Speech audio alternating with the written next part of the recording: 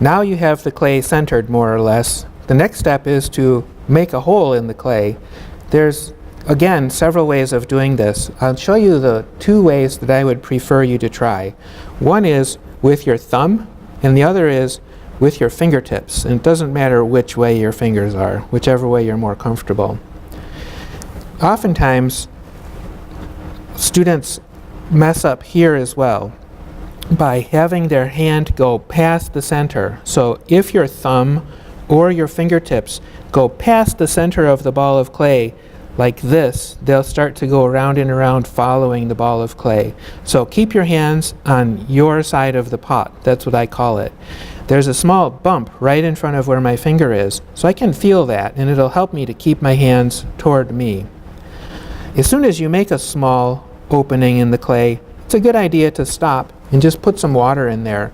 That water will stay there as you continue opening the clay. This time I'll use my thumb.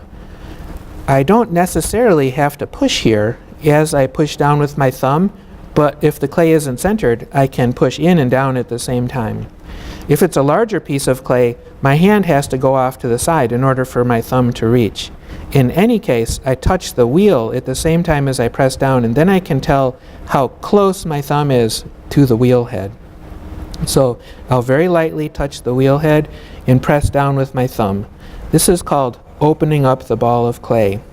I can feel how thick the clay is because I can measure from here to here with my hand touching both places. I also have binocular vision, so my eye can measure the distance from here to here.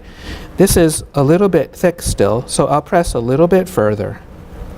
You notice that this is a wide V shape or U shape. That's very important as well. Even if I'm going to make a cylinder, I want to press straight down with the side of my thumb or the whole edge of my fingers.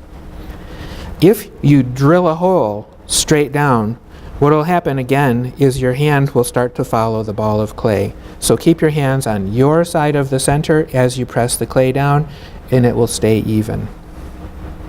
This is called opening the ball of clay.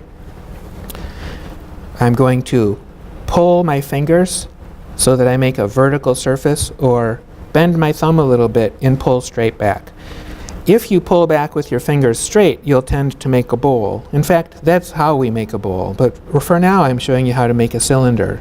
I'll again use my thumb this time because that's the way I started. If I bend my thumb a little bit, it makes it easier to pull the wall of the clay out and make the bottom level. You want to make the bottom big enough to get your hand into when you're making a cylinder. The next step is to compress the bottom of the pot and make a corner. That's one of the graded project criteria for your cylinders. If I put my fingers in the center and move towards 3 o'clock and then back again, I can very gently press the clay against the wheel head. That helps to prevent S cracks. It's important that you go towards 3 o'clock because the clay is moving under your fingers in the direction they're pointing. If you move your hands some other direction, it's more easy for them to start wobbling again. So put your fingers in the center, go towards 3 o'clock, and then go back again towards the center. Of course, this is if you're right-handed. What I oftentimes do is reinforce this corner by picking up the inside of my hand. That corner is important because I can feel where the bottom of the pot is after it's tall and I can't see it.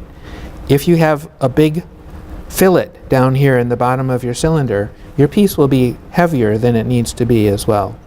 So I've made a hole, pulled it back, and compressed the bottom.